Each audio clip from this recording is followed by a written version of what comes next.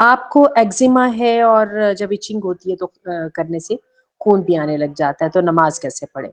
اللہ تعالیٰ آپ پہ رحم کرے۔ اچھا، ایگزیما کے بارے میں یہ بات ہم نے سمجھنی ہے کہ ایگزیما جو ہماری اسکن کے اندر کچھ چیزیں ہوتی ہیں، کہہ لیجیے کچھ گروتھ وغیرہ ہو جاتی ہے، یہ کچھ ایسی ہوتی ہے، آپ اس کو کھجاتے ہیں تو اسکن زخمی ہو جاتی ہے، اسکن زخمی ہوتی ہے تو خون بھی نکلتا ہے، سیپٹک بھی ہوتی ہے، ایٹسٹرا۔ ادروائز اس کا تعلق ویسے خون کے ساتھ اور انفیکشن کے ساتھ نہیں ہے، لیکن مجھے پتا ہے یہ بہت تکلیف دہ کنڈیشن ہے۔ اللہ تعالیٰ آپ پہ رحم کرے، اور اس میں ڈاکٹرز بھی آپ کو کہتے ہیں کہ کھجانے سے بچیں، کیونکہ اس کے کھجانے کے ساتھ فائدہ ہونا کچھ نہیں ہے سوائے آپ کی جسم جو ہے، آپ کی اسکن جو ہے وہ زخمی ہو جاتی ہے۔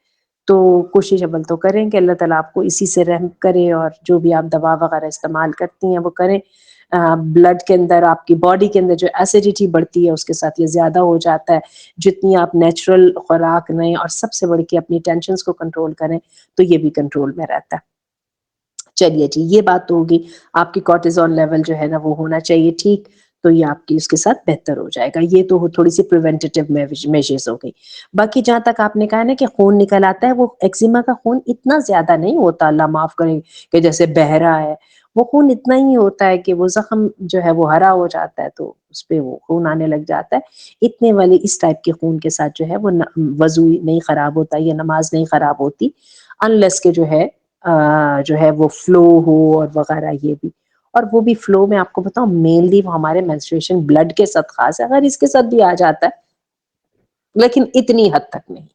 تو واللہ اعلم وعلم بالصواب۔ اللہ تعالیٰ آپ کو شفا عطا فرمائے، اور جو ہے اور آپ اس بلڈ کو صاف کر کے اس کو کور کر کے تو نماز بھی پڑھ سکتی ہیں۔ اللہ تعالیٰ آپ کے لیے آسانی فرما دے۔ السلام علیکم۔